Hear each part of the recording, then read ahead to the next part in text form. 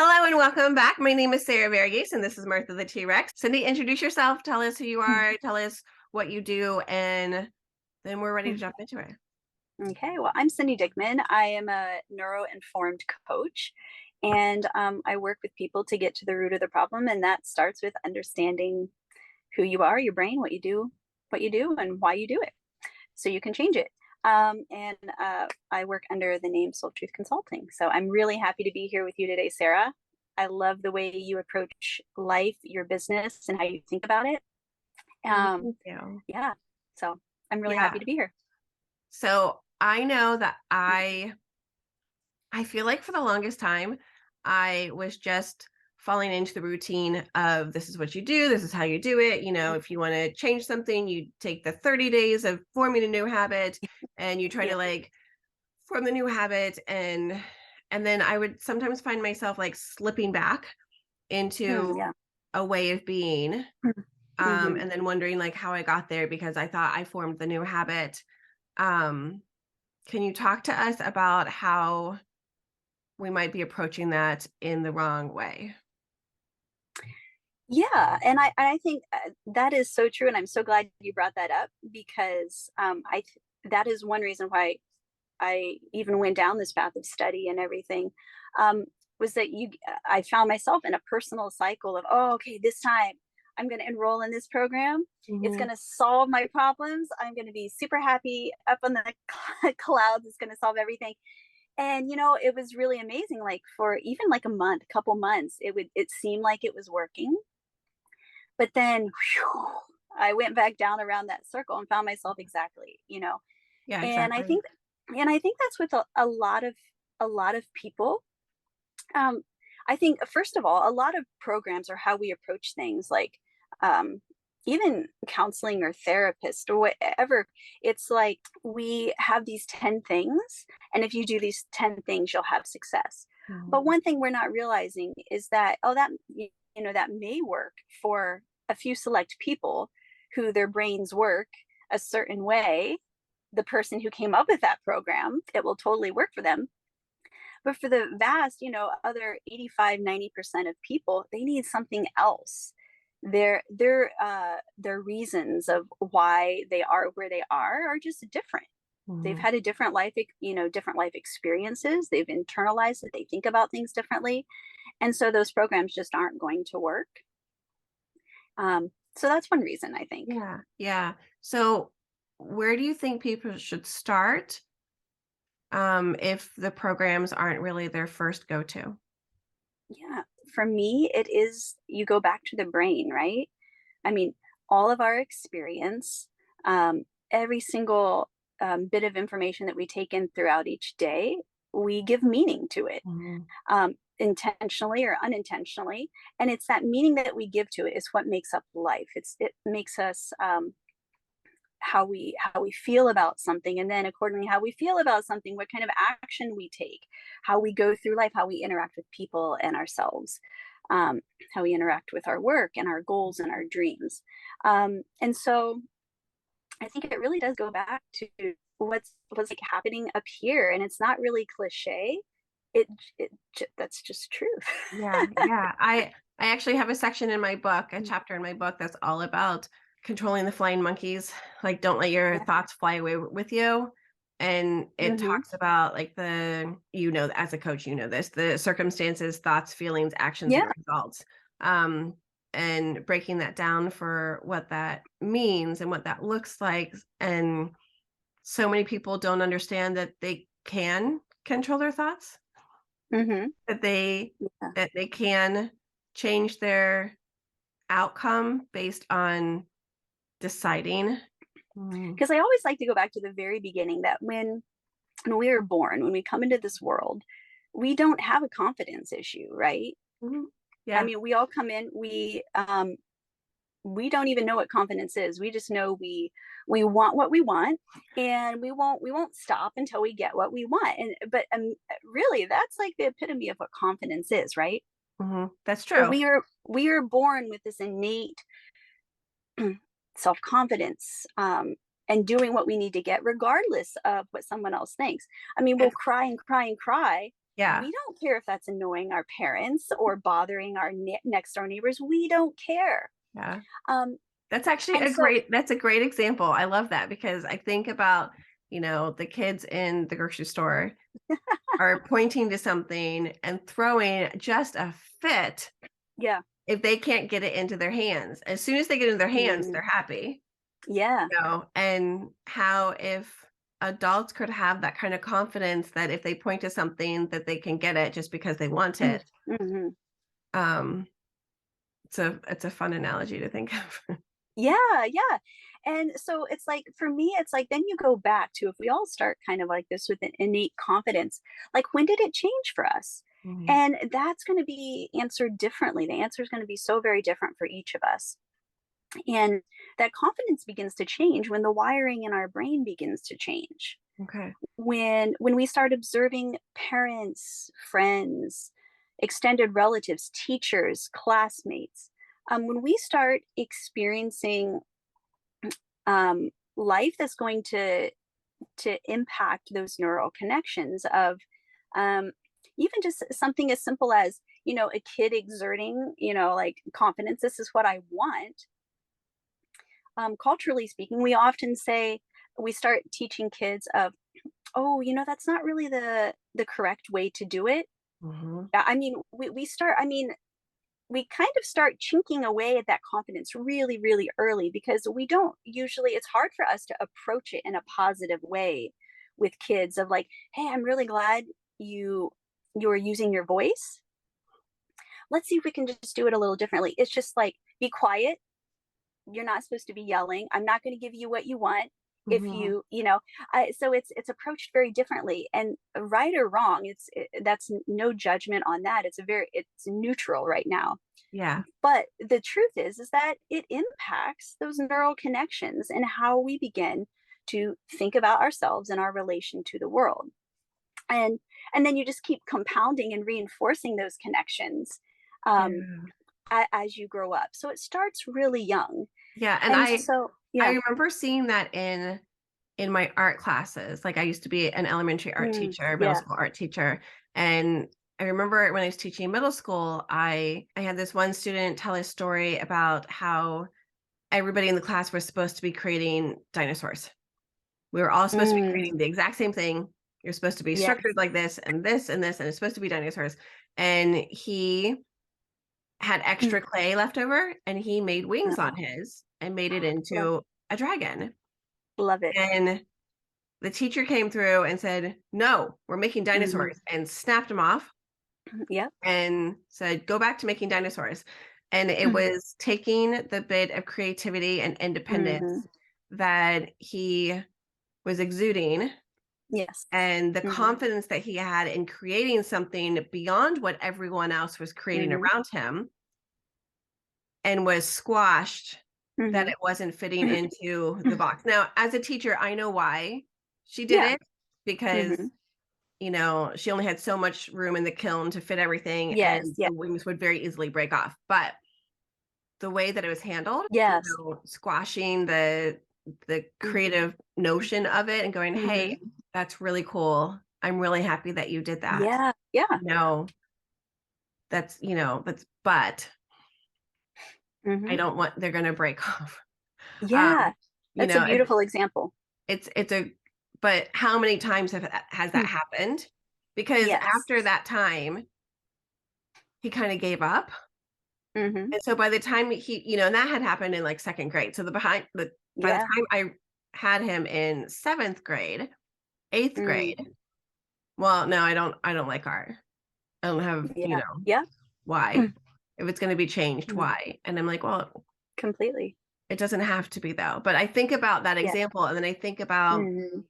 how often have kids and adults, young adults, teenagers Yeah. done something, and then someone shut them Mm, down and said, "Well, you're not doing it the right way. completely. That's not the Yeah. right way to do it." And then they Yeah. don't have any trust in themselves, Mhm. if it's not being done correctly. Yeah. And correctly is in quotes. Yeah. Right, it is, I totally, absolutely. Yeah. And I love that example so much, Sarah, because like you said, it doesn't just happen one time. Mhm. It happens over and over and over. And then and then we wonder, like, wow, why is there so much lack of self-confidence, self-love, Mhm. depression, anxiety? Because we have, from a very young age, it's just instilled in us. And I would say even more so, I mean, culture, our American culture plays a big part in that. Um, but I've been told from the very beginning not to trust what we like, not to Mhm. trust what we create. Mhm. And I think you using that word trusting is really powerful, because it kind of steals us from that ability to look at what we do Yeah. and trust that it's good, Yeah. even if it doesn't align with other things or Yeah. what expectations are, that it's good because Yeah. we created it. Yeah, that's really good. What examples can you give us Mm, that would help us understand now as an adult? yeah. Oh, yeah. Yeah. How we're going to tap back into that confidence, or how we're going to start recognizing it Hmm. moving forward, so we can start. For me, I think half of it is awareness. Hmm. If Yeah. you're not aware of Hmm. how you're talking to yourself, or how you're allowing other people to talk to you, Hmm. and then you're accepting that as your truth because it's what you've Hmm. been used to the whole time. Can you talk a little bit more about that? Completely. Yeah. This is the part that I love. It's like, how do you change it then, right? Mhm. Yeah. And so for me, kind of like the analogy, actually, I should have brought it with me. I use this little sphere. And if you can just imagine, I'm holding this sphere in my hand, and we approach life kind of just like always looking at this one side of the sphere, because that's our worldview, Okay. and that's, Yeah. and and even like, so if we do like self discovery, if we work on ourselves, Mhm. if we do see a therapist or a counselor, or we do yoga, or a whole myriad, faith, religion, energy work, any of this, Mhm. that might help like turn the sphere just a little bit, so it kind of broadens the view a little bit, Okay. because all those things kind of open our mind up a little bit, to understanding ourselves. But I like to think about this because that's only like, what, like a quarter Oh, of yeah. the sphere. Yeah. And we take this quarter as the absolute truth for our life. Okay. And so, what I love to do, I love this so much, and you start turning it, there is 75% of this sphere of our life that often goes unexplored, not even thought of.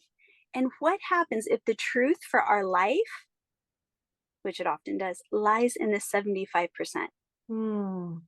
And what we have been looking at is not really at all, it could be like pseudo truth or not truth at all. That's beautiful. That's a beautiful analogy because Mm, I feel like in my own life, up till 2012, when I had been a graphic designer, went to mm, college, did the graphic design thing, went to grad school, did the teaching mhm, thing.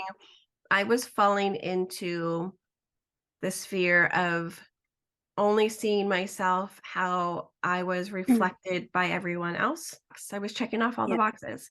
And then I started a business, and all of a sudden I'm thrown out into this atmosphere that mm, doesn't really have any mm, boundaries to stay within. mhm, And you're kind of learning to fall.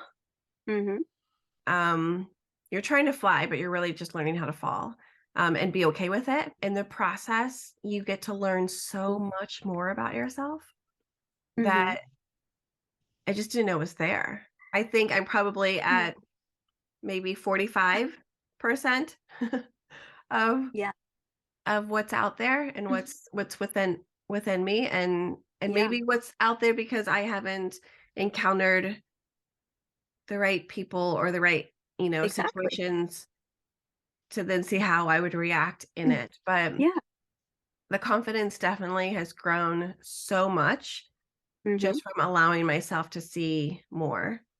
yeah, That see more of visuals, that here. yeah, Mhm, that visual's great. yeah, and and then I always like to, uh, because I mentioned it like when I was talking about the sphere, I Mhm. call it the truth test, right? I guess I'm sorry. I guess my mind is going back to the story that you told of that little boy in the art class. Yeah. And Yeah. and then on the heels of that, you said, what can we do as adults other than just kind of visualizing that sphere and just kind of wrapping your head around like, well, what if like Yeah. so much of truth of life is on this 75%. So what you can do as an adult that you couldn't do because we weren't taught or informed of when we were young Mhm. is it true? Yeah. We kind of are just taught that 25% that we are given that we can see is just true, and we have Mhm. nothing that comes really up and butts against it until we're older that might challenge those thoughts a little bit. But even when those thoughts come in and they challenge, it's really hard for us to separate out, is it true or not, because we're comfortable in that 25%. Does that make sense? Yes, absolutely. So Yeah. so a really easy little test. I mean, it's super simple. It's just, is it true? Mhm. So that little boy who by the age of, I don't know, 14, 15, who is in junior high now and I don't Yeah. like art anymore, if he could go back, and like so much healing can Mhm. happen just internally, if he could go back and pinpoint where his dislike for art started and put it into context. Okay, well, that teacher said I needed to, it didn't follow the mold of what she wanted, and my brain registered as that's bad. Mhm. Her Yeah. tone indicated it was bad, and I just took it as truth that it was bad. Yeah. But what happens if you can go back and you can start reframing Mhm. those things in your life and start thinking, oh, you know, okay, it may not have been what she wanted, but was it a cool creation? It kind of was. I really Yeah. liked that creation. Yeah. And you can start walking yourself in it and actually beginning to branch out. Okay, the truth is it wasn't bad, Mhm. and you just start breaking it down. And so I love that exercise so very much. It's super powerful. It seems super simple. It Yeah. is, but Yeah. it's super powerful as we approach that sphere, being able to turn that sphere. Yeah. Yeah, and it's beautiful, and yeah, it does seem like it's super simple, but again, it's kind of in an area that we haven't ever allowed ourselves Yeah. to go back and to ask, was what they did or what I experienced, was that bad? Hmm. Was Yeah. that something that, because yeah, you're right. You walk away from it as, well, this is what happened and this was truth. Yeah. And then never, and when you go back and revisit it, you're just revisiting it from that Mm. perspective. From that 25% that makes you feel icky. Yes. Yes. Yes. And then you're never taking Mm. the experiences that you've had now and who you are Yes. now and going Hmm. back and reframing it. I love Completely. that. I And love that. right there, yeah, it's beautiful. Yeah. So many, like, my brain is going, whoo, wait. There's so many things to like process here now. And Yeah. go back and look at some of the things that have happened and Hmm. change my version of how I want to see it. Yeah. And you Right. can choose to, and I think it's something to like consciously tell yourself, it's not like I'm trying to trick myself into believing something that's not true. Hmm. No, you are actually going back and actually looking at the truth. Hmm.